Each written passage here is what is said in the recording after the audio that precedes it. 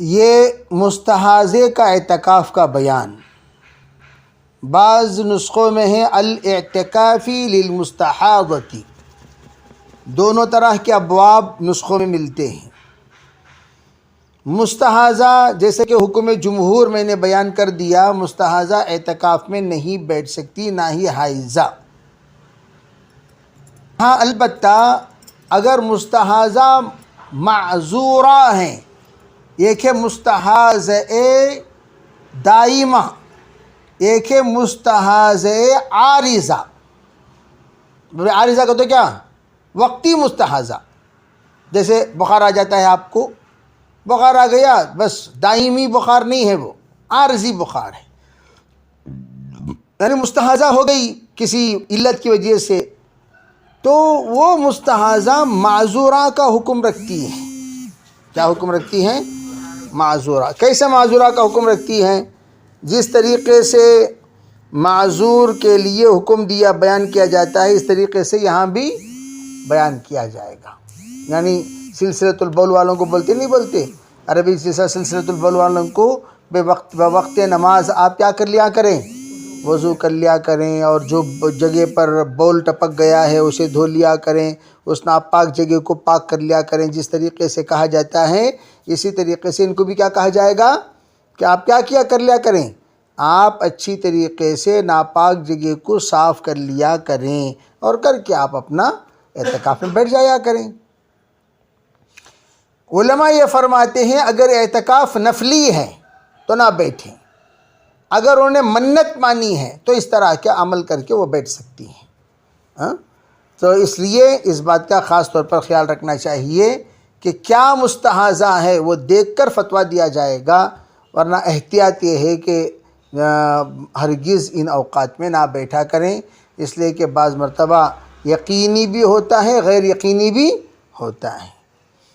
تو چنانچہ دیکھیے روایت میں عائشہ رضی اللہ تعالیٰ عنہ فرماتی ہیں کہ آپ علیہ الصلوۃ والسلام کے ساتھ اعتکاف میں بیٹھے بعض خواتین، وہ ان میں سے بعض مستحاضہ تھیں، جب انہوں نے خون کو دیکھا تو انہوں نے بعض مرتبہ ایک بڑا تشت رکھ لیا کرتی تھیں، پانی بھر کے اپنے نیچے رکھ لیا کرتی تھیں، اور اس میں خون وغیرہ جو بھی اگر بہنا ہوتا بہہ جایا کرتا تھا، وہ تشت میں یہ بیٹھ جایا کرتی تھیں۔ یہ خیال کہ عائشہ رضی اللہ تعالی عنہ نے بھی ایک مرتبہ پیلے پیلے رنگ دیکھے تو حضرت عائشہ نے فرمایا تھا فقالت كأن هذا شيء كانت فلانة تجده، عربی فلاں خاتون کو، یعنی جس طریقے سے ان کو ہوا تھا، انہوں نے ایک ٹب رکھ لیا تھا مستحاضہ سمجھ کر، اسی طریقے سے مجھے جو ہو رہا ہے یہ بھی مستحاضہ ہی ہوگا، یا استحاضہ ہی ہوگا، یہ حیض نہیں ہوگا، اس کا یقین۔ میں نے اس کا رنگ وغیرہ آپ لوگوں کو پہلے لکھا چکا ہوں کہ استحاضے کا رنگ کیا ہے، حیض کا رنگ کیا ہوتا ہے، کیا ان دونوں میں فرق ہوتا ہے وغیرہ وغیرہ۔ دوبارہ بار بار ہم ان چیزوں کو مقرر نہیں کرتے۔ چنانچہ آگے کی روایت دیکھیے، وہی روایت ہے کہ انہوں نے خون دیکھا اور اس میں پیلی یعنی زرد رنگ کا خون دیکھا، زردی دیکھی، تو وہ نیچے تشت رکھ کر اس پر بیٹھ جایا کرتی تھی۔ اس میں بعض اطباء نے اس کا علاج یہ بتایا، اگر جیسے کہ میں نے کہا استحاضہ بعض مرتبہ گرمی کی وجہ سے بھی ہوا کرتا ہے، تو انہوں کرنا کیا، ایک تشت میں پانی ڈال کر اس پانی میں بیٹھ جانا۔ بیٹھ گئی تو وہ پانی کی جو ٹھنڈک ہے وہ پورے بدن کے اندر وہ سرایت کرے گی، اور پھر اس کے بعد اس سردی کی وجہ سے، سرد کی وجہ سے باقاعدہ وہ گرمی ذرا کم ہوگی، اور پھر وہ جو استحاضہ ہے وہ قابو میں آ سکتا ہے۔ اس لیے اطباء ایسے خواتین کو جن کو استحاضے کا یا زرد رنگ کے خون کا عادی ہو جائیں تو وہ تشت میں پانی ڈال کر بیٹھ جایا کریں۔ چنانچہ یہ عمل بھی ہوا کرتا تھا۔ یہاں جو بیٹھنا ہے یہ بغیر پانی کے بیٹھنے کا ذکر یہاں آ رہا ہے۔ امہات المومنین میں حضرت عائشہ فرماتی ہیں بعض امہات المومنین اعتکاف میں بیٹھا کرتی تھی اور وہ حائضہ ہوا کرتی تھیں، یعنی مستحاضہ ہوا کرتی تھیں، یہ فرمایا۔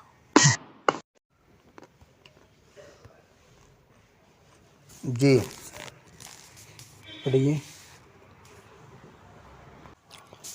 هل تصلی المرأة فی ثوب حاضت فیہ، کیا خاتون وہ کپڑا جس میں نشانات دم ہوں نماز پڑھ سکتی ہیں؟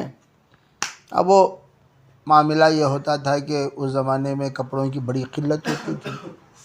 ایسا نہیں ہمارے یہاں کی طرح کئی جوڑے ہوں، کئی کپڑے ہوں، وافر مقدار پر ہو، پہنتے رہیں، اوڑھتے رہیں، بچھاتے رہیں. ایسا سب معاملہ مختصر زندگی،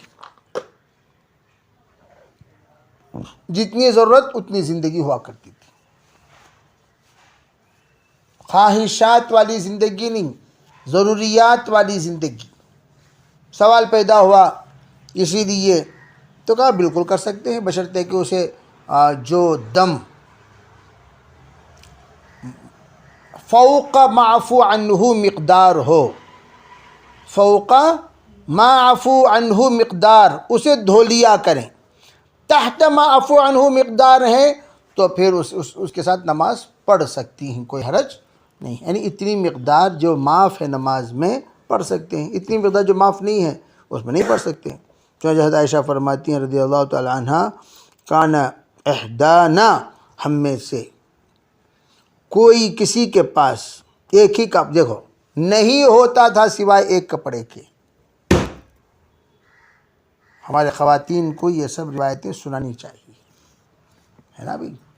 جوڑے پر جوڑا، اور وہ جوڑا نہیں کر بولے تو پھر صورت اتار رکھ بیٹھے رہنا. عجیب معاملہ. ہمارے خواتین کے سامنے یہ سب روایتیں نہیں آتی. ازواج مطہرات اپنے زمانے کی رانیاں، ارے حضور تو بادشاہ تھے نا بھائی، اور یہ کون ہے؟ رانی ہے، کوئینس، اسلامی کنگڈم کی کوئینس ہیں یہ، اور اسلامی کنگڈم کے کنگ ہیں حضور. کوئینس کا کیا حال؟ کہنے لگی ما کان احدانا الا ثوب واحد، ہمارے پاس، ہم میں سے کسی کے پاس نہیں ہوتا تھا سوائے ایک کپڑے کے. تحیض فیہ، اسی میں ہم ایام ناپاکی گزارتے تھے. فَإِذَا أَصَابَهُ شَيْءٌ مِّن دَمٍ، کوئی کپڑے میں لگ جایا کرتا تھا تو کہتی ہیں قالت بِرِيقِهَا، یعنی استحاضہ کا خون، تو کیا کرتی تھیں؟ فَمَسَعَتْهُ، اسے کھرچ دیا کرتی تھیں اپنی ناخون سے، اور اسے صاف کر کے، اس لیے کہ پانی کی بھی بڑی قلت تھی. میں نے آپ کو بتایا کہ آپ علیہ السلام اپنے زمانے میں زیادہ سے زیادہ آپ نے ڈیلا لیا.